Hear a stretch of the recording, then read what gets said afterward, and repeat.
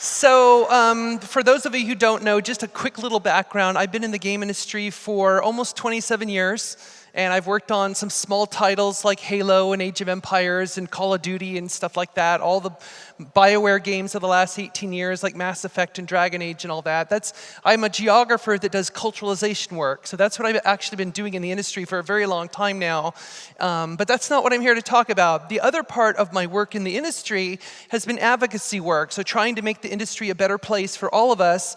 That's why I became the executive director of the International Game Developers Association and ran that organization for 5 years. It's why after I left the IGDA, I joined the board of TakeThis.org, which deals with mental health in the game industry, both on the developer side and on the player side. And as of a few months ago, I'm now the executive director of the Global Game Jam, which you've probably heard of. So what I'm going to talk about today is one of the things that gets me really angry, because as I travel the world, and I travel a lot, I talk with a lot of people around the world about games. I talk to the public, I talk to government officials, I talk to everyone in between. I talk to garage developers who are working on their indie project on the edge of the Sahara Desert. I talk to AAA studios like Sony and Microsoft and EA and Nintendo and all of them. And one of the things that persistently has been a problem for all of us as an industry is the perception of games. And what are games? And what does society think of what we do as game developers? You know, every time I see a story like this, and we see a lot of stories in the news, I could go on with stories forever, but every time I see a story like this about how a government failed to fund the game industry, it's a failure. It's our failure. It's not society's failure, it's ours as an industry. Or, in Canada, despite Canada being in a major development center, they failed they did not fund the games in Canada, although that changed a little bit, but that's a failure. All around the world, when we see these things, when EA screwed up and caused problems for all of us with Battlefront 2, and then caused Belgium to start attacking us for the loot boxes and gambling and all that, that was a failure of the industry. And of course, even locally, you've had things come up, like I found this story where the implication in this story is about how games are an addiction. We've all heard about that, how the gaming addiction and how that's been classified by the World Health Organization as a potential problem, gaming disorder, which is a whole other controversy we can talk about. But this is, again, a failure. I think it's a failure of us to communicate. It's a failure of us to stand up and help the public understand exactly what we do. Every once in a while in the United States, the game industry is called into the White House to explain why games cause violence. And of course they don't, but this happens quite a bit. This is a massive failure on our part when we get summoned to the White House to have to explain video games. And of course we see these stories. This happened back in August when there was yet another major shooting in the US, which happens like every other day, sadly. But when there was this major shooting, of course games are blamed right away. This is a failure of the industry to explain. We see these stories all the time about what games are and the connection between games and violence, for example. But it keeps going on and on. It's like these stories have been in the media for decades, and they haven't changed. The narrative remains the same, even though the evidence shows the contrary. So, even the strange things like this, where Walmart pulls the M-rated violent games, but they're still selling guns. Good old America. But and we've seen these memes in the media all the time, how games are like some kind of evil force that is causing children to do bad things. This was actually the warning label that of the great irony is that Arnold Schwarzenegger, when he was governor of California, he was trying to get this label put onto video games. That was the whole court case back in 2011 that went all the way to the Supreme Court. And I couldn't resist putting this meme on there because I just think it's great. But these things perpetuate all the time in the media. But even within our industry, there's disagreement on what we should do. Like some people think that we need to stand up, like I do. I think we need to stand up and be more vocal. And other people feel like we don't have to defend ourselves. We can just be silent and just keep going about our business and don't worry about it. I don't think that works, because that is what we've been doing already for decades, and it doesn't work because the narrative remains the same. Back earlier this year, you may have seen, if you're on Facebook, you may have seen this meme going around, or it's been on a lot of social media, back during the violence in games argument. And this chart kind of explains all of it when, of course, us in the United States, we're trying to explain to the government, basically, it's the guns, stupid. It's like, that's the problem. I mean, where I live in Seattle, I can walk about a mile away from me is a gun shop where I could just go buy a gun, when I get home on Monday if I want to. It's really that easy. And yeah, there is a particular connection there. But here's the problem, who actually controls this public narrative about video games? It's not us, unfortunately. It's our industry, but it's not us. We don't get to control that narrative, and frankly, I don't think we ever really have. And so what we see again and again in the media, we see it in the public, is these attitudes that games cause all of these problems. They're played mostly by children, mostly boys. They're a big waste of time. They cause violence. They cause obesity. They can rot your brain. It really bothered me in, I think it was in Avengers Infinity War when they had Rocket tell Groot, put that game away, it's going to rot your brain. I'm like, don't say that. Even worse is that attitudes towards us, towards games creators, they think we're lazy people. They think that we're motivated only by money, which is really funny because they obviously don't know about game development, right? I mean, it's like, otherwise, if you're really motivated by money, you should be a banker or a real estate person. We can't do real jobs either. We're not capable of being doctors and lawyers, so instead, the only real job for us is to make games. And of course, we only like making violent games. That's another assumption that a lot of people in the public make. Now, sometimes when we're working on a game that has violence, like I worked on all the Dead Rising games, we did sit around thinking about how violent to make the game, but that's the point of Dead Rising, and you're killing zombies. So it's kind of a different conversation. Now, all of these trade associations that exist around the world, and this is just a small sample, these are all great organizations that are trying to fight the good fight in their different locations. They're trying to make the argument, but a lot of times their voice is limited, and I'll explain it in a minute, the role that they play within a typical ecosystem in any particular country or region. But all of these organizations, they do have a role to play, and it's mainly that interaction between the industry and the government. And so one of the things that happened back in 2011, which you may have heard of, is the ESA right here, the one for the United States, had a major victory when they got the Supreme Court of the US, the highest court in the country, to agree that games qualify for First Amendment protection, which means they are free speech. At the same level of movies, books, television, everything else, games are now protected free speech, so they can't regulate games, which frankly, a lot of states are still trying to do that. The other thing is that the justices also concluded that there's no link between violent games and children's behavior. So you have the Supreme Court making that argument back in 2011, that was a huge milestone for games, not only in the US, but it also was a message being sent to other governments around the world saying this is a very important decision. However, just a couple years ago, the Pew Research Center in the United States, they did a survey of adults in the US, and here's what they found out. So this is 6 years after the Supreme Court ruling. They found out 66% of American adults play video games, so 2/3. So that's a lot of people playing games. And despite that, 60% still believe there's a relationship between games and gun violence. They're convinced that there's a connection, even though they play the games, and they still think that there's a connection. 60% believe that the great majority who play games are men, like great majority. I think they'll tell you that pretty much everyone who plays a game is male, where in fact that's not the truth. In the US, 46% of gamers are women. 26% think that games are a waste of time, and then you have 23% who think video games do not promote teamwork and communication, which obviously they have not played an online game for the last 10 years, at least. So they're kind of disconnected. So there's a huge problem here where you've got all of these people who are playing games and they're enjoying games, and yet they still believe this crap that keeps getting perpetuated by the media and by other outlets. And where is the game industry in all of this? Most of the time, we're silent. I don't see developers pushing back. I don't see them standing up in a way to really be vocal against this kind of message. Now, in a typical game development ecosystem, in any location around the world, you tend to have at least these three pieces. You've got us, the game creators, you've got the government, and you have the education system. And so those trade associations I mentioned usually serve the role of interacting between the industry and government. That is their primary role, to get tax breaks, to get policies in place that are pro-game and pro-technology. I mean, those are all very important things that we need to fight for.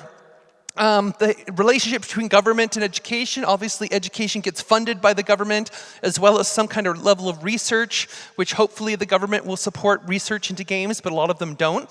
And of course, the education system provides knowledge and skills to the industry, and the industry helps guide education on what kind of skills we actually need in this industry. So this ecosystem, a successful game development community anywhere in the world, has all of these three things in good balance, and they're all working together towards the same goal. But as we know, in a lot of places, that's not the case. And a lot of times, it's this piece, the government piece, that's the weakest piece, because they don't support games for various reasons. They don't see them as art or culture. But then we have the game-playing public. That's all out there, all these people who are playing games, who love games, and they love what we do, and they're excited to play our games, and that's great. But these people, they tend to be focused on one thing, playing the games. And they play the games, and they're either like, this game sucks, I'm not going to play it, or this game is awesome, so I am going to play it. Otherwise, they don't really be vocal about a lot of this stuff. But the people who are vocal are the non-playing public, which is in the minority now. Like I said, the statistics show, like in the US, for example, only 1/3 of the US population does not play games. And yet these people tend to be really vocal about what they don't like about games. So they are very influential. They're the ones who write the letters to the government. They're the ones who show up at public meetings and complain to governments. They're the ones who tell educational programs saying, don't teach games here. We don't think games should be taught within this engineering program or whatever it might be. So this group of people puts a lot of pressure, and they kind of help push that narrative that games are not something worth supporting. And to me, this is a huge problem. So who is the voice of the global game industry? The reality is that it's all of us. It's not just the trade associations. It's not just developer associations. I think every single one of us has a responsibility. If we love what we do, if we are passionate about games being a part of culture, it's a cultural artifact that every single game developer puts out there into society, just like every film and every book, every television program, every piece of art, all of those are all part of a larger cultural piece, body of content that comes from any particular locale. And so the reality is that we are that voice. So we all have a role to play in promoting games as a positive cultural force. And so that's what I want to talk about, is how do we actually do that in our day-to-day lives when we're all busy with all kinds of different things. Well, one of the things I want you to think about is this notion of the warrior poet, which you've probably heard. It's in different forms of literature. You can even, in Magic the Gathering, you can play a card, which is a warrior poet, which basically it's supposed to be this balance between someone who has that fierce warrior energy and is willing to fight, and yet they're very thoughtful, intelligent, and emotional in their response. They're not just a berserker who just goes and destroys. They actually fight for kind of a righteous cause. And so what I'm encouraging you to think about is not necessarily being a warrior poet, but being what I would call a creator advocate. So don't just create. I mean, we're all creating anyway. We're all part of the game creation process. But think about, during that process and during the work that you do, what's the higher level beyond that of how you advocate for the work that you're doing? And I'm not saying every single day you have to walk out in the street, out in the public, out here and just say, hey, games are awesome. I love games. I make games. Please love me. That's not what I'm saying. I'm saying that there are things that we can do as we're also creating our games and doing our work. There's other things that we can do to kind of help promote games as a cultural artifact. And that's what I want to talk about, is how do we actually try and change the conversation around games in any particular locale, both locally and globally. So number one, I think it's really important for us to embrace games for their cultural significance. And a lot of times I meet game developers who don't seem to really grasp the significance of what they're actually doing. They're doing it because, like, well, I love games and I want to make games, and that's it. That's totally fine. But let's keep in mind that games are actually the current form of narrative that we're basically evolving human narrative, and we are the current evolution of that narrative. So these are all these different forms of communication that have come up throughout human history, starting with visual art and language and writing. And of course, there's a lot of different other things missing from this list. I can't list everything. But every one of these has contributed to the evolution of narrative. How do we as human beings convey story from one generation to another? How do we convey experience? How do we convey imagination? And right now, video games, we are that current evolution. And we need to embrace that. That is not an insignificant thing. That is a very powerful thing, in my view, that we are actually shaping narrative and how humans do this. And it's a really interesting thing because it's also melded with technology. So we're in a very interesting age right now. But I think it's really important for us to embrace this. So when we talk to people, well, I'm just a game developer, sometimes I'll talk with a student and say, well, I'm just a game developer. And I want to slap them, say, you're not just anything, you're actually helping to shape human narrative in its current form. So embrace that, the importance of that. The other thing, which I think a lot of us already realize, is the economic power of this industry. So this is a chart, it's 2 years old, but the proportions are still the same. So this is data from 2 years ago. But basically, here we are, video games. You've heard this statistic before, that games make more money than film and music combined, which is true. You can see film right there, cinema right there. There's live music, there's recorded music. We make more money than them combined easily. The other interesting thing is that if you take all live sports around the world, all of FIFA and the NFL in the US and baseball and all these other forms of live sports all around the world, we still make more money than all of them, which is staggering to think about because people talk about, they hear these deals about how football players are paid like, 10 million a year and teams are sold for 2 billion euro and things like that. But we still make way more money than they do, and that's significant. So we are not just some kind of startup industry. We are an economic powerhouse. We are the best-selling form of entertainment on Earth, and that will continue to be the case because the growth rates are continuing to be very strong. And so we need to embrace this as well. Every time I've shown this chart to someone from the public or even from the government, they're just like, they can't believe it. They're like, that's crazy. I had no idea games were that prolific, and yet they are. Another thing that's really important is encouraging inclusivity in our workplace, in our community. And there's a couple reasons for this. One is because it's the right thing to do. It's like we want to be inclusive and diverse in our companies and in the games we create. And there's a reason for that. Like I mentioned before, some of the statistics around the number of women who play games, it's almost 50% in most developed countries around the world. 36% of players are women over 18.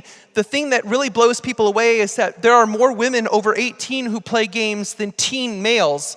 And when I tell people in the public that, when I say, 30 to 40 something women who play games outnumber teen males, they can't believe it. They're like, that's ridiculous. That's not what I hear in the news. That's not what I see in the media. But that's the fact. That's the empirical data that we get from all of the different analytics that we collect, because we collect a lot of data on people. And so just this alone tells us that, when we think that we're going to make this game for a specific demographic, like we're going to make it for these young males or whoever, is we have to be thinking about the fact that there's a lot of other people playing our games than we assume. And also take into account the fact that we have these communities that we build around our games, and we need to do a much, much better job of controlling the toxicity in the communities around our games, because this is one of the key reasons when I talk to people in the public, this is why they don't want to play games. This is why they don't want their kids to play games, is because they hear about how toxic the online environment is. Now, of course, that's not a problem just for us to solve. That's a massive problem. That's a whole tech problem. It's not just a games problem. But we do have a role to play in this, and I think we can do a lot better. And there's a lot of companies that banded together. You may have heard of the Fair Play Alliance, the FPA, which was formed a couple of years ago. And the Fair Play Alliance has basically been created by a bunch of companies who decided we need to work together to figure out how we can make our communities safer and more inclusive. And the other thing to think about too in terms of the audience is it's not just a gender thing, it's also an international thing. It's like the growth outside of the typical markets like Western Europe and North America and East Asia is phenomenal. And we're continuing to see phenomenal growth year over year in all these markets around the world. So this is kind of touches more upon the work that I do, helping companies culturalize their content to make sure their games are going to be enjoyed by as many people around the world as possible. Because you can't just assume that the typical player looks like you and acts like you, because they don't. There are so many players out there are from all these different cultures. It's a multicultural audience. And plus, you think about the fact that last year, China surpassed the US as the largest gaming market in the world. And so I get a lot of game creators telling me, well, I want to sell my game in the US. I'm like, that's great, but don't forget China. But it's not as easy to release a game in China for various reasons that we're not going to talk about today. Another thing is support the welfare of game creators, and this might be preaching to the choir, so to speak, but I think all of us watch these stories that we see unfold in the games media about what happens to different companies. The Telltale closure last year, going from this successful, critically acclaimed company one week, and then the next week it doesn't exist, and everyone gets fired and laid off without any severance or anything whatsoever. There's a lot of problems going on in this industry. Last year was terrible. Every single month there was a major problem. There were massive layoffs. There's the talking about crunching 100-hour weeks. The Rockstar, basically when they were talking about what it took to create Red Dead Redemption 2 and overworking themselves like that, that's not a sustainable life. That's why, on average, most game development careers, they last 5 to 7 years. That's it. Why does it only last 5 to 7 years? Because of stuff like this, when companies mistreat their people. So if you're an indie startup, or if you're the head of a small company or whatever, make sure you treat your people nicely. Treat them like the talent that they are, and cultivate them as talent. They're not cogs in a machine, they're actual talent. And these stories are seen by the public. So I talk to a lot of people who are fearful about their kids becoming game developers because they hear stories like this. It's like, I don't want my kids to work in that kind of environment. I don't want them to be mistreated like this. And it matters. I mean, that messaging also gets out to the public more than we think it does. Another aspect is demanding fairness in media coverage. This is not always easy to do, but we often see this a lot where, like I mentioned, some of the stories I showed earlier, when there is some kind of incident in the public around games, we are always blamed for something. We're blamed for violence, we're blamed for obesity, we're blamed for other problems of society because they're looking for an answer. They're like, well, something has changed in modern society that's causing all of these problems. Well, it has to be games, right? I mean, games have only been around in society since humans began talking and speaking and everything. And, the ancient Egyptians had games. The ancient Persians had games. They didn't have video games, obviously, but they still played games, and they kind of got through their societies.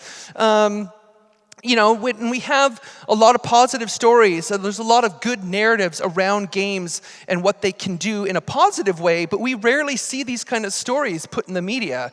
And so we have to push for more of this. So when we see the negative stories, a lot of times, like I will talk to people who are in the media, like Wall Street Journal, New York Times, and outlets like that, and they say, I rarely ever hear from game developers pushing back on the stories we write. We're just writing what we believe are the facts, but we don't get game developers pushing back on us in a vocal way like we do in other industries.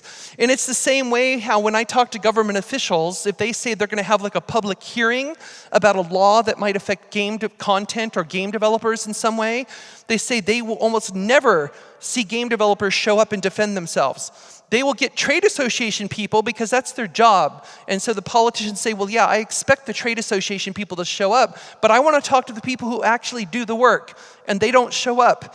And by example, they say, like, if we're going to make a law that controls fishing or control, logging in the forest, the whole room would be filled with fishermen. The whole room would be filled with logging people and lumberjacks, and they'd be angry, and they'd have signs, and they'd be super loud. And they say, with game developers, we don't do that. We don't show up. We don't defend ourselves.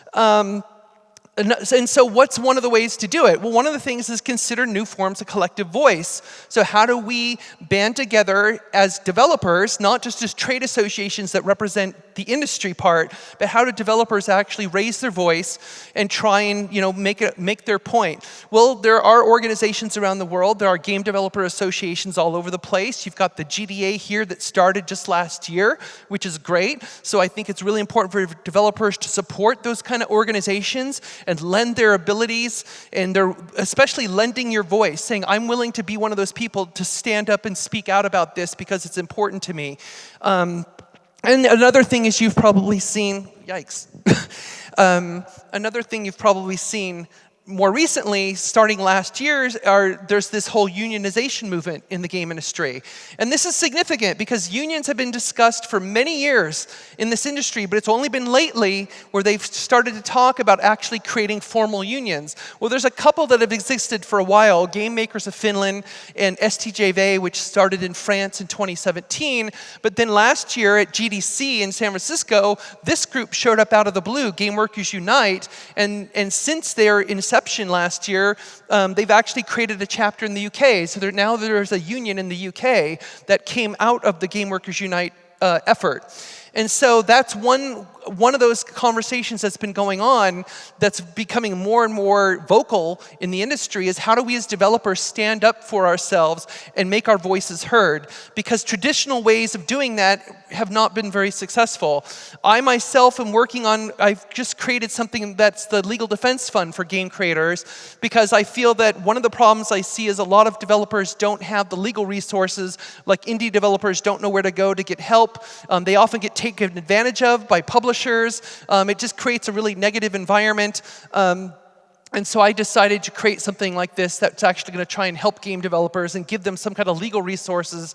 And again, this is part of the maturing of our industry because we don't have any kind of organized labor, we don't have legal defense funds, we don't have any form of leverage for developers to actually express themselves and try and help control their working conditions. That's something else that creates a negative perception in the public because they hear about it. It's not like we're in a tiny bubble that nobody looks into.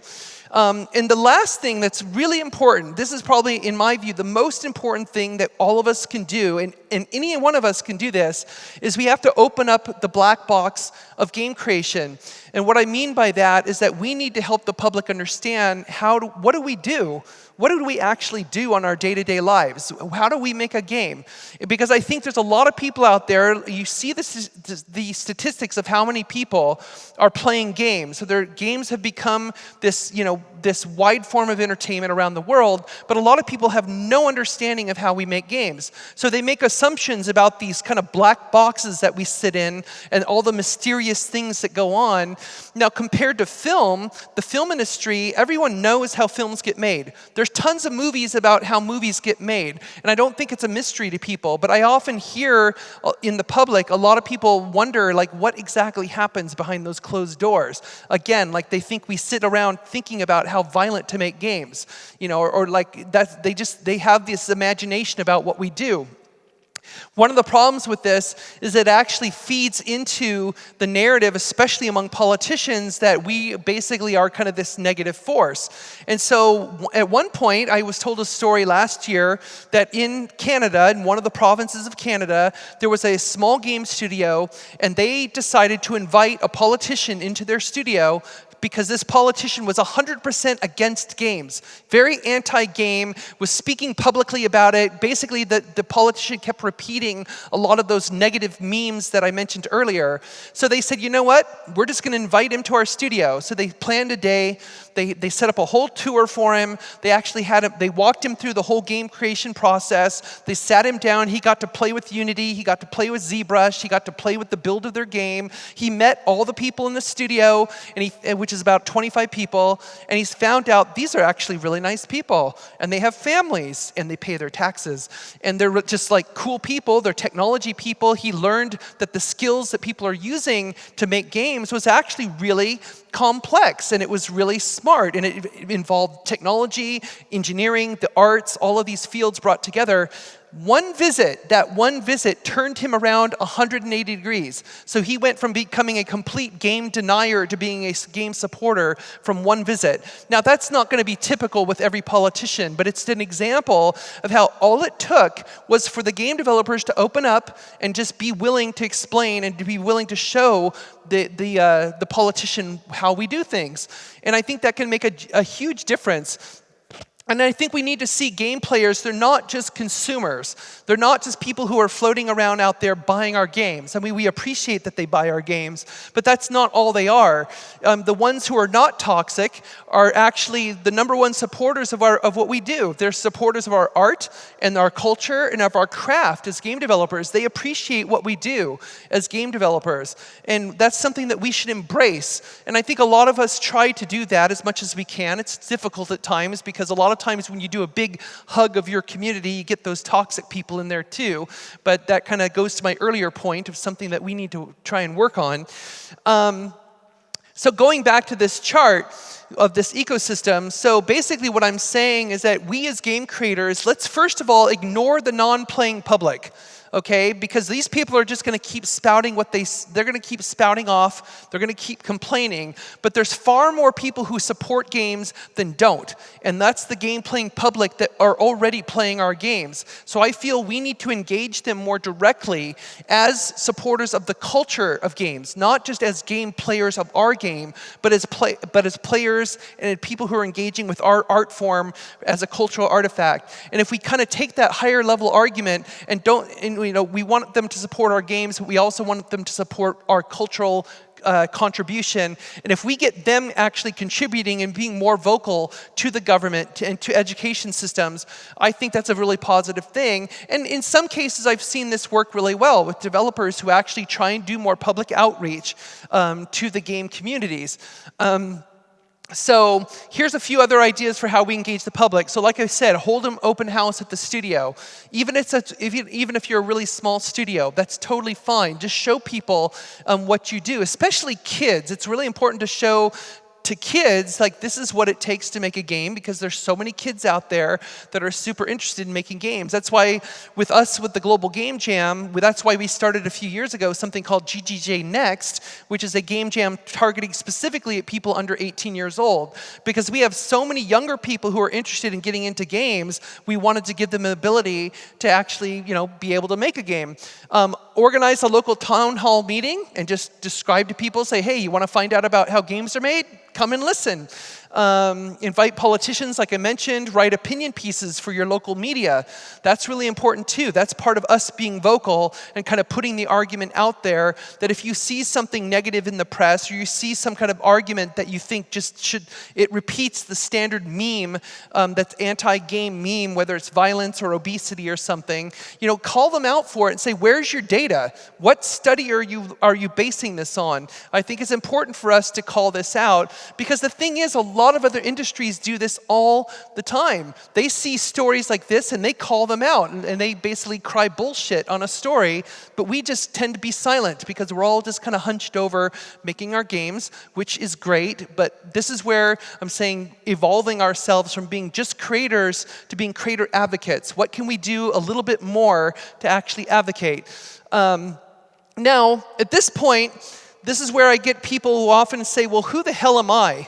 I'm just an artist, I'm just a programmer, I'm just this or I'm just that. It's like, what in the world can I do? I'm just one person. I don't have what it takes. Isn't creating my game enough? Isn't that enough to basically contribute to this? And so this is where the talk evolves into more of a public service announcement about embracing your ability to do this. So I asked the same question of myself several years ago, because I was not always an advocate. I was just kind of heads down doing my work and enjoying the work that I did in the game industry, but I didn't really have that advocate's voice. I didn't have that passion to try and change this industry. So what happened? Well, every one of us has different labels for ourselves. We all serve different roles every single day. These are some of my labels that I have. Yes, I am an introvert, and I'm faking extroversion really well right now. The geek part part, I can prove that over and over again. This is me on Halloween in Norway giving a lecture about culturalization, and not only am I dressed as Indiana Jones, but I'm explaining force lightning from my work on Star Wars: The Old Republic. But it gets worse because like when I go to Tunisia, I visit places like the Lars Homestead, or if you go to Reboot in Dubrovnik, you recreate scenes from Game of Thrones. Or last year before Gamescom, I was in Ireland, so of course I had to go to Skellig Michael and recreate scenes from Star Wars because that's what geeks do.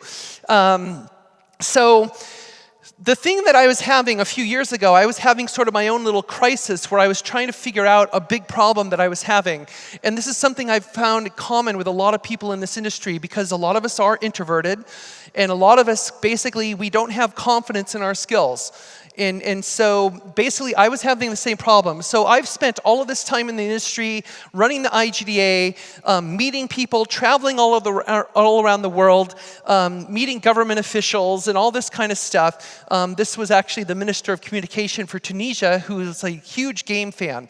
When he lived in the UK, he co-owned a game studio. So you can never assume that a government official instantly doesn't like games because he was a massive fan of video games.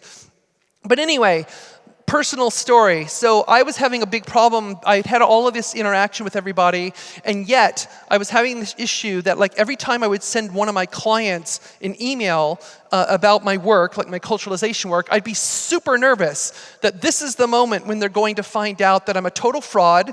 I don't know anything what I'm talking about. And so I was dealing with this, and it was really troubling me that this was happening. Because at that point, I'd already been doing this work for like 20 years. And after 20 years, I was still nervous that people are not going to, they're not going to believe me, or they think that I'm not, I don't have the skills. So what saved me was The Matrix. So let me explain. Now, hopefully you've seen The Matrix. I know it's 20 years old, and some of you were very small back then. But and I say Matrix singular. There's one Matrix film. So the first one. So I was watching The Matrix. So I'm a huge movie score fan. I love movie music. And so in the Seattle Symphony, they did one of those things where they had the orchestra play the score to the live film, which is shown above the stage, and they played the entire score of the movie.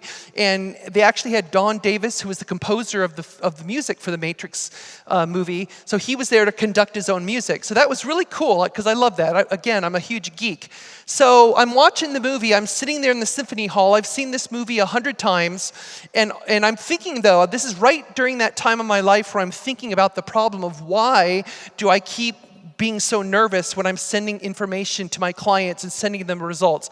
So then I finally get to the point in the movie, and if you've not seen this movie, sorry, I'm going to spoil it for you a little bit, but this is the mentor, Morpheus, to the protagonist, Neo, and at one point when they're training in this virtual dojo, he says to Neo, "Don't think you are, know you are." And when I'm sitting there in the Symphony Hall in Seattle, I see this on the screen, and I just start crying my eyes out. And it kind of hit me really hard that this was the problem I was having for all those years of not having that confidence in my ability. And so basically what it equated to is that having disbelief in my own skills does not make them disappear. They're not invisible to the people around you. And that's a really important thing that you have to embrace. So even if you struggle to think that you have the skills or not, you have to know the reality of what others see in you. And that is a really difficult thing to point to reach in your career. And I believe that every one of us at some point, hopefully, we will reach that point where even if you don't think you are, you have to know that you are based on the evidence of people around you. It's like, why do people keep hiring you for jobs? Because you know your shit. You know how to do what you do. You're an expert in what you do, even if you don't believe it, even if you don't have the confidence. And now, why am I saying all this? Because oftentimes, I see this problem directly related to why people don't speak up and are not willing to advocate. Because they're like, well, who am I? I don't have the experience to be like a public speaker or to be an advocate. It doesn't matter. The fact is that you have experience in this industry and you care. That's what it really comes down to, is you actually care about what you do. And this phenomenon, if you've never heard of it before, but most people have, it's called imposter syndrome. So basically, imposter syndrome looks like this, where you're walking around and you think that what you know is tiny compared to everyone else around you. So you think everyone around you knows way more than you do, but in the reality is that what you know is pretty much the same as everyone else. You can have a room full of artists, and every artist in that room has unique experience. They might have different skill levels at different tools, like Photoshop or ZBrush or something else, but the reality is that everyone's experience and everyone's path into that role as an artist was very different, and they all have a different style, and they all have different experience that actually makes, that's one of the great things about artists, is that you can have 30 people in a room and they're all different. They all have a different style, and for various reasons. Now, if you think that looks like a Death Star, that was intentional.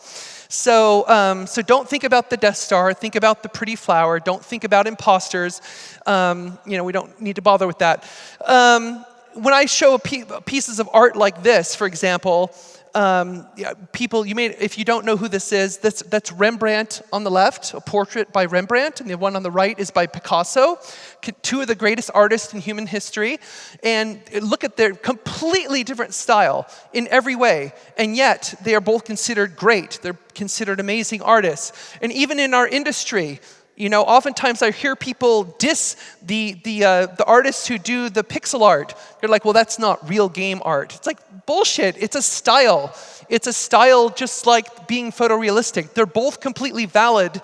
It's just they're different. I know people who are amazing pixel artists, and I know other people who are amazing at doing photorealistic rendering. And so the reality is that we don't need to compare between them because they're different. And that's the comparison is the problem. I love that the writer Mark Twain in the US, he said that comparison is the death of joy. So let that sink in a little bit.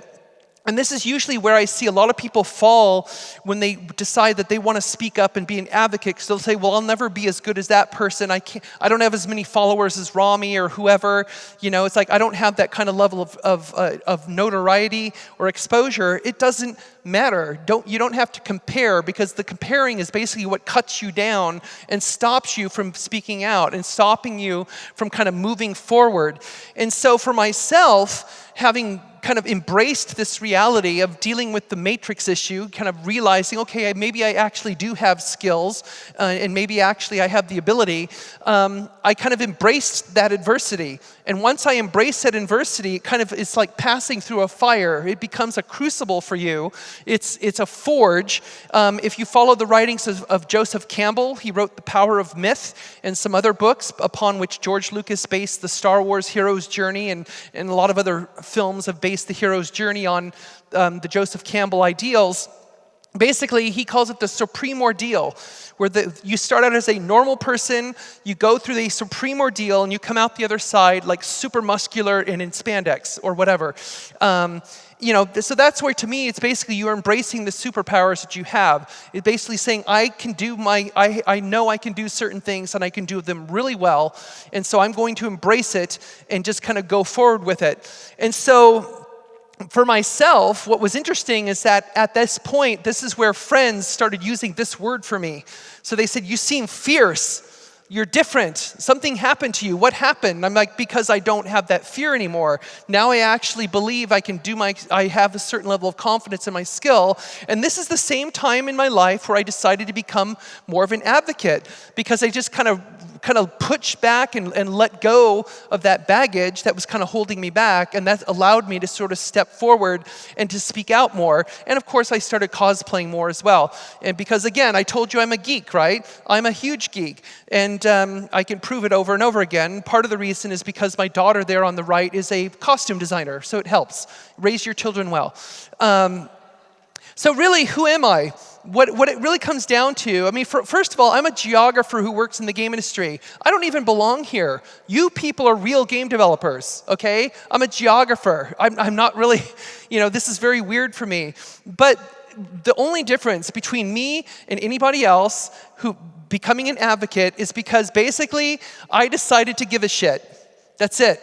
I actually decided to care, and then I decided to take action because a lot of it is due to the fact that I've worked with amazing people. I love game developers. I love what every one of you can do. I've worked with amazing people over the years on all of these franchises, and I just love being around this creative energy, and yet I hate seeing them being treated like crap. I don't like it when the public mischaracterizes what we do. I don't like it when they mischaracterize what games are. I don't like when game developers are mistreated by their companies. And so all of this stuff makes me angry. And so that's why I decided to speak up and do something. Because at one point I decided that, this phrase, evil triumphs when good people do nothing, I decided to embrace that and say, that's not going to be me. I'm not going to do nothing anymore. I'm actually going to try and change things. And, I'll do my best.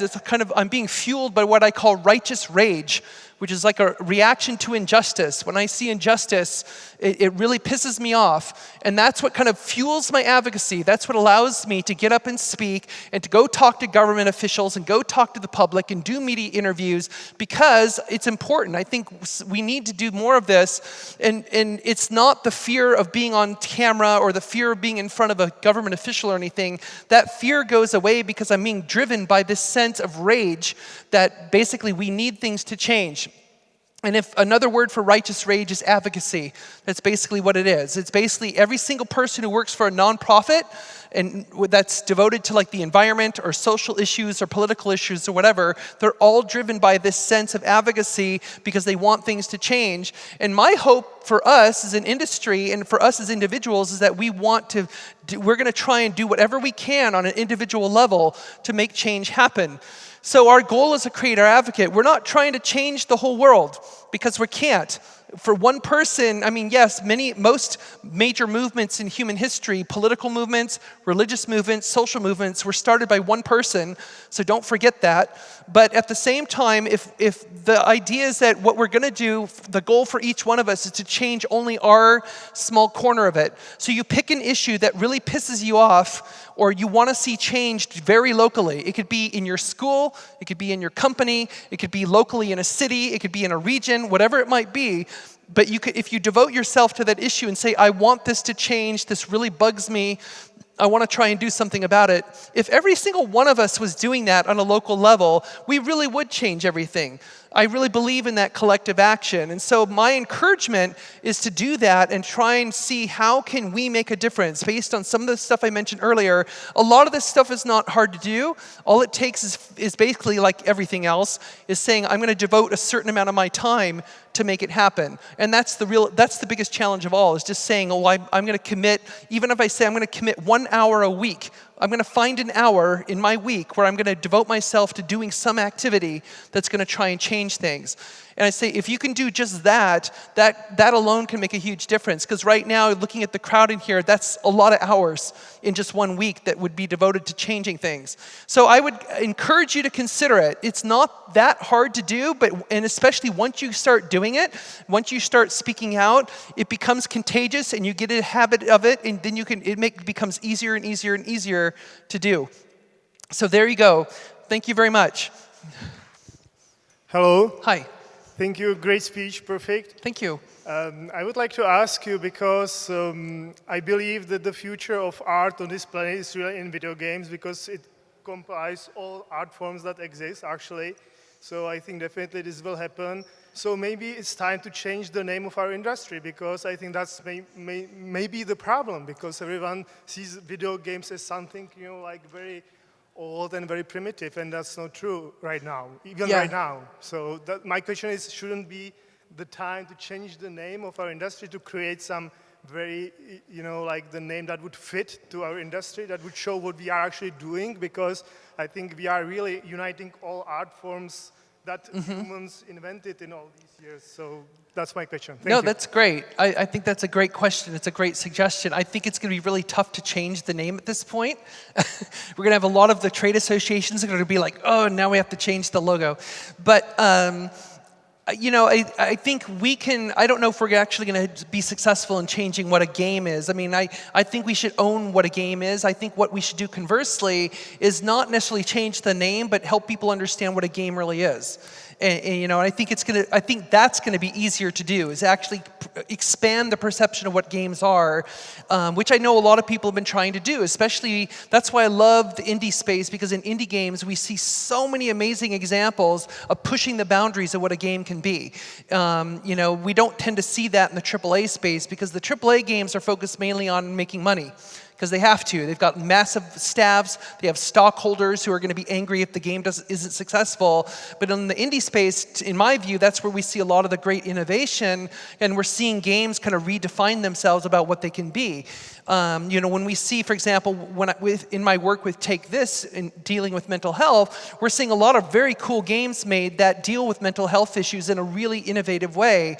Dealing with PTSD for veterans, for example, and all kinds of things like that. And I think that is going to be easier argument to make. So that's where I would put more of our energy. So how do we help educate people on what games can be? And just to add to that point, that's where, to pick up on some of the conversations we've heard in games media recently, like where you hear CEOs of like Ubisoft or more recently, who was it? Somebody else said that games are not political. That's ridiculous. Games should be political, games should be controversial, because if they're not, we're never going to attain the same level of cultural value as film and literature and everything else. Because all these other forms of art are allowed to be controversial. They're allowed to make statements and to push positions that are uncomfortable for us to think about. And I think that's why, I think if we push more in those outer boundaries of what games can be, that I think is going to be the way to do it. Is to kind of sell people on the idea that games are not just about fun and entertainment. They're about, again, it's about narrative. It's about sharing narratives and about sharing stories. That's really the core of it to me. And it just so happens that, a lot of the games that we make are fun, but not every game you play is fun. There's a lot of games out there now, they're pretty depressing to play, but that's the point. So. Nice. Okay. Yeah. I should keep my answers shorter. Hi, Kate. Hi. Great speech. Thanks. I wanted actually to ask about something that you just mentioned, which is the games that help in a lot of therapy, and no one actually says about it. But about gaming disorder, we are hearing a lot, and that's a very bad way to talk about medicine or neurology connected to games. And I wanted to know what's your opinion on that. If we can actually make something to show that games can be also therapeutical, or we will be just smashed that games is only disorder. Yeah, that's a great question. I mean, I think we, gaming disorder, when they floated that idea, when the WHO suggested it, that's when I was serving as the interim executive director of Take This. That was in early 2018. And so I asked our clinical psychologist, Dr. Bacamazzo, who works for Take This, and I asked him, so what do you think our response should be? Because we need to say something about this. And he said, honestly, in my practice, in his personal practice with patients, he's like, I do meet people who have what I would consider to be something of a gaming disorder. But he said there's really no strong research or evidence for it. And he said that was the biggest issue, is that we just don't have the research. We don't know. So he said that should be our response. Let's say that we don't believe there's a disorder, but we honestly don't know for sure. And we said that, and some people in the game industry really did not like that response, because they're like, that's too honest. You're supposed to say, no, there's no gaming disorder. That's what a lot of the trade associations said, because they have to defend their position with their relationship with the government. Because the moment you admit maybe there's a little bit of a gaming disorder, then all of a sudden people are like, that's terrible, we have to control this. But I think we can illustrate in different ways. I mean, like you mentioned, there's a lot of great examples of where games are completely counter to the idea of being a disorder.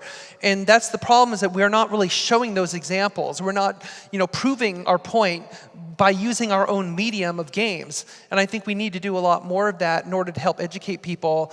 But that's going to be a difficult battle. They kind of made up their mind, and now it's going to be like an official thing. But we can still make a counter argument But again, I think at the same time, we as an industry, as a global industry, need to be honest with ourselves and say, yeah, maybe sometimes there are behaviors that some people exhibit that could be a disorder. So if there is one, the question is not, let's try and squash any suggestion that there is one. Why don't we embrace the fact that there could be one, and if there is, then what do we do? What do we do as an industry to help, make sure that doesn't happen? And to me, that's the mature response, is to actually embrace the possibility of there being one rather than just deny it completely without any research. Okay, so thank you very much, Kate, All right, again. thank you. And I believe Thanks. Kate will be around, so you can ask her questions later.